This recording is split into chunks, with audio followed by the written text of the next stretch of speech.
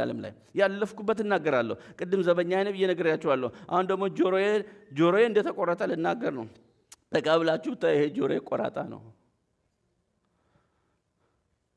ምናልባት ጆሮአችሁ የተቆረጠ ሰዎች ብትኖሩ ዛሬ ከአምልኮ በኋላ አብረን ፎቶ እንነሳለን። መታሰቢያ ምንኛ ነው ጆሮዬን የተቆረጥኩት? እናቴ በልታኝ ነው። ሲሪየስሊ እናቴ በልታኝ ነው። እና ለዚህ ነው ስራ ምንድነው አይባልም። ስራ እንዴት ነው ተብሎ ነው የሚቸወደው። እንደዚህ ስራ እንዴት ነው? ጥሩ ነው። በጮኝነት ጊዜ ግን ስራ እንዴት ነው ብላ አታልፍም። እሷ ምን ትላለች? ስራ ምንድነው ብላ ትጠይቃለች። አንዳንድ ወንድ እንደዚህ ይላል፣ እኔ ስራዬ አየር መንገድ ነው የምሰራው ይላል። ምንድነው የኔ ወንድም አየር መንገድ የምሰራው? ካፒቴን ነው ወይስ ጋሪ ገፊ ነህ? አየር መንገድ ግልጹን ነው መናገር ያለብህ። ካፒቴን ነው ወይስ አየር መንገድ? አንዳንድ ሰው እንደዚህ ይላል፣ ይገርምሻል መርካቶ ጣና እሱ ጋር ነው የምሰራው ይላል። እና አንዳንድ ወንድ ጣና የኔ ነው ሁሉም ይላል። ስማ፣ ያንተን ንብረት አታገባም፣ አንተን ነው የምታገባው። አለባብሳችሁና አደባብሳችሁ አትጀምሩ። በጣና ምንድነው የምሰራው? ሱቅ በቤት ነው የምሰራው? ሱቅ በደረቴ ነው የምሰራው? ምንድነው? ግልጽ መናገር አለብህ። ዳውንታውን ነው የምሰራው። ምንድነው ዳውንታውን የምሰራው? ምንድነው የምሰራው ዳውንታውን? ጋስ ስቴሽን ነው ወይስ 7-11 ነው ወይስ ደግሞ የት ነው? ይገርምሻል ዋይት ሃውስ አካባቢ ነው የምሰራው። ምንድነው ዋይት ሃውስ የምሰራው? አቢዩዝድ ማድረግ ብዙ ወንድ ለማጥናት ነው እንጂ ለመጠናት ራሱን ትራንስፓረንሲ ግልጥ አድርጎ አያቀርብም። ለማጥናት ይፈልጋል፣ ለመጠናት ግን ይዘጋል። ጥሩ አለ። ሴቶችም አንዳንድ ሴቶች አሉ ድብቅ የሚያደርጉ ድንግል ሳይሆኑ ድንግል ነኝ ብለው የሚገቡ አሉ። ይሄ የድንግልና ጉዳይ እኮ አንድ ቀን እውነት የሚያወጣው ጉዳይ እኮ ነው። ተደፍኖ የሚቀር እኮ አይደለም። ስለዚህ ድንግል በአገር ቤት ሻማ የሚይዝ ወንድ ልጅ አባቷ ጋር እናቷ ጋር አስቀምጣ መታ ሻማ የሚይዝ አስቀምጣ መታ እዚህ ወንዱን ሁሉ ሻሞ ትላለች። ይሄ ራሱ ሸም ነው ብያለሁ እኔ ባለፈው ጊዜ።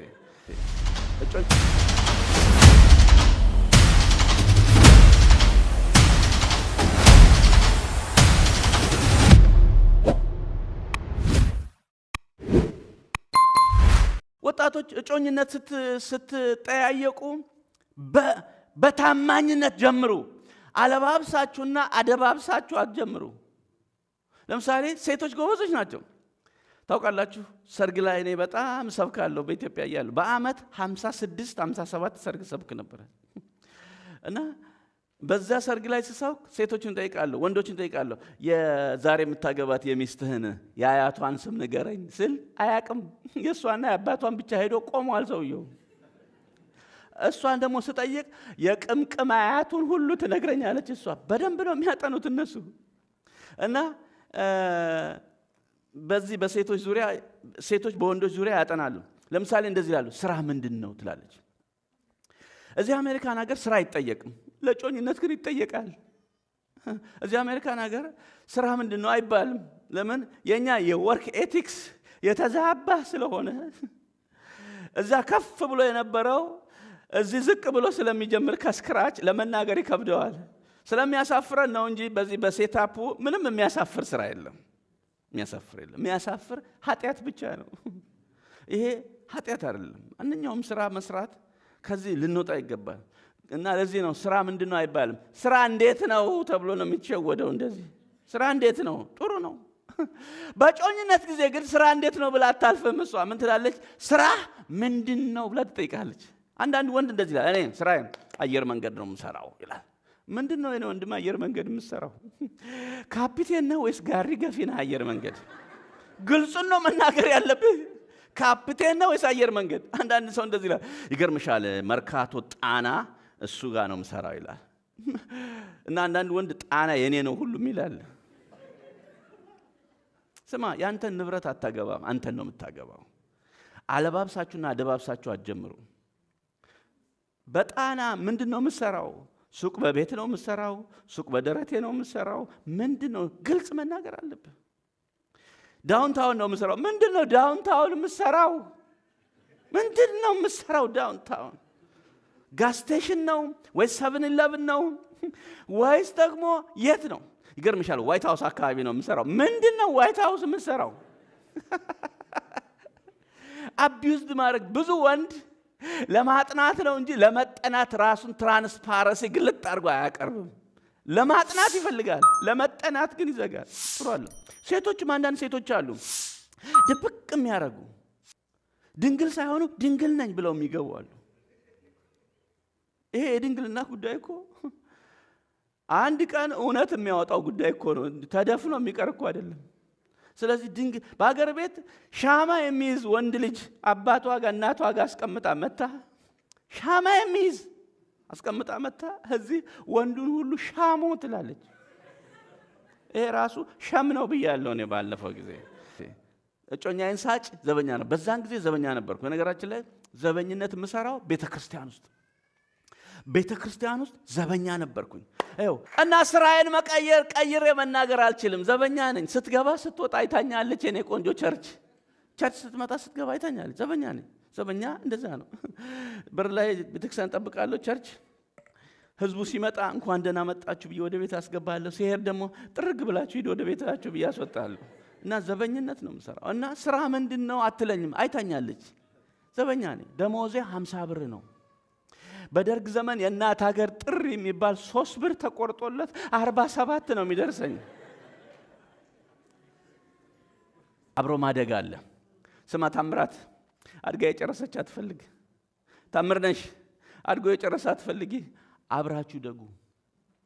አንዳንድ ሰው አድጎ የጨረሰ ቤት ሰርቶ የጨረሰ ዜግነት የሆነ በቃ ሲቲዝን ሁሉ ያለው ምን ይሰራል ይሻል ሁሉ ሰርቶ የጨረሰ ቤት ሰርቶ የጨረሰ ሳይሆን ሰውየው ተሰርቶ ያለቀ ቢሆን ጥሩ ነው ራሱ። አለበዛ አያኖርሽም። ስቶር ኪፐር አድርጎ ነው የሚያስቀምጥሽ፣ ቤት ጠባቂ። አብሮ ማደግ አለ። አድጋ የጨረሰች አትፈልግ፣ አብራችሁ ደጉ። አድጎ የጨረሰ አትፈልግ፣ አብራችሁ ደጉ። በትዳር ውስጥ የሜሬጅ ፖለቲክስ የሚባል አለ። ፖለቲካ የመንግስት ፖለቲካ ነው ሰው ሁሉ የሚወዘውዘው። እስቲ የትዳር ፖለቲካ ስራ። ለምሳሌ ሳሎን ቤት ቁጭ ብላ እሷ ደውላ አገር ቤት ስልክ እናቷ ጋር እማዬ ደህና ነዎት ወይ በል። ከማዬ ይልቅ እሷ ትፈወሳለች። እዚህ ደግሞ ሆን ብዬ ሚስቴ በትክክል ተረጋግታ ተቀምጣ ሳለች አይቼ ነው የምደውለው።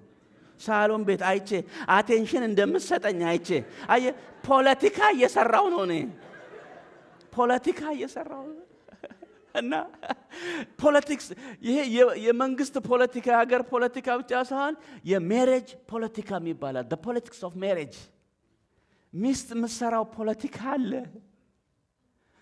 ባል የሚሰራው እና ደውላለሁ። አቴንሽኗን ካረጋገጥኩ በኋላ እደውላለሁ ወደ ሀገር ቤት ሆን ብዬ እማዬ ደህና ነው ድምጼን ከፍ አድርጌ እማዬ ደህና ነው ወይ የአስሙ መድኃኒት አለቀቦት እንደ እላለሁ። አስም የሚነፋ እንልክል አለቀቦት ልላክሎት። የዛሬ ወር እኮ ነው የላኩት። አትሊስት ለ6 ወር እኮ ይሆናል። ፖለቲካ እየሰራው ነው እኔ። ልላክሎት እማዬ የትኛው ይሻሎታል? የጀርመኑ የአሜሪካ ወይስ የኮስታሪካ? የትኛው ይሻሎታል? እኔ እኮ ኮስታሪካ ያመርታ አላውቅም ስለሚነፋ መድኃኒት፣ ግን ፖለቲካ እየሰራው ነው እኔ። ከማዬ ይልቅ እሷ ጥርስ ብቻ ስትሆን ያለው ፖለቲካ። አባቷ ሲሞቱ ትልቅ ጎራዴ እኔ ነኝ የምወርሰው ብላ ይዛ መጣች የኔ ሚስት ወደ ቤት። እኔ በቃ አባቴ የምወደው ልጁ ስለሆንኩኝ እኔ ነኝ ይሄንን ጎራዴ የምወርሰው ብላ ትልቅ ጎራዴ በጨርቅ ተቀልዛ መጣች። በዓለም ላይ ካሉ ሰዎች ጎራዴ ከማይወዱ ደግሞ አንዱ እኔ ነኝ። ይዛ መጣ። የት ብታስቀምጠው ጥሩ ነው? አልጋችን ስር አስቀመጠችው። አልጋችን ስር።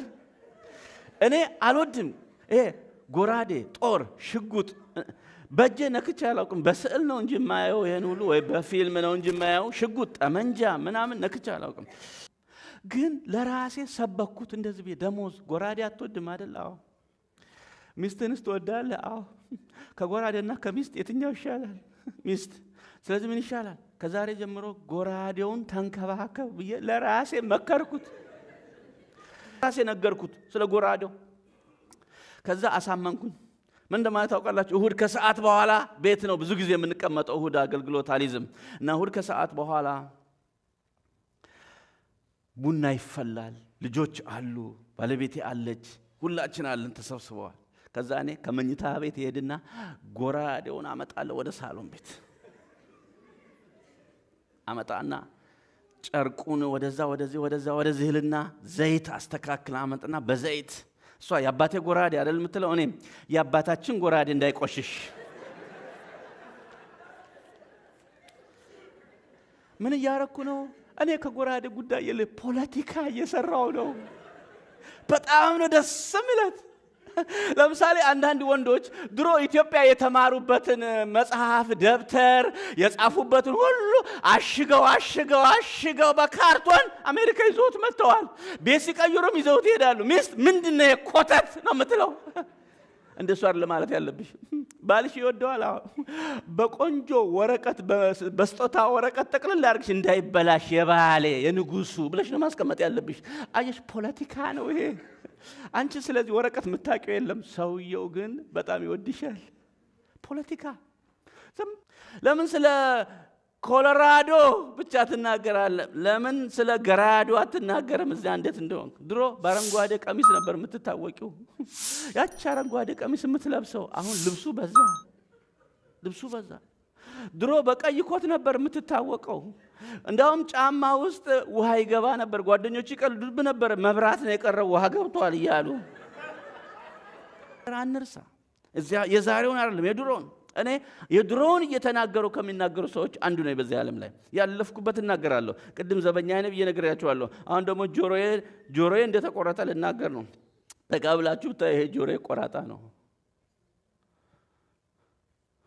አልባ ጆሮአችሁ የተቆረጠ ሰዎች ብትኖሩ ዛሬ ከአምልኮ በኋላ አብረን ፎቶ እንነሳለን።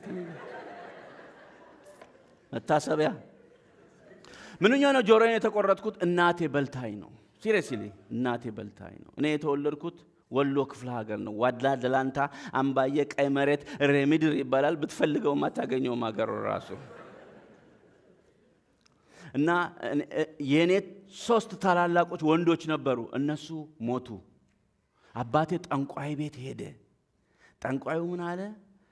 ይሄ የሚረገዝ ልጅ ወደፊት የሚረገዝ ልጅ ወንድ ከሆነ ካዋላጅቱ ጋር ተማክረ በትኩስ ምላጭ ቀስ ብለ ጆሮውን ቆርጠ በእንጀራ ጠቅልለህ 2-3 ለሚስት ካጎረስካት በኋላ ወዳው ከማፀን ዱብ እንዳለ በእንጀራ ጠቅልለህ በሶስተኛ ጉርሻ አጉርሳት ለሚስት።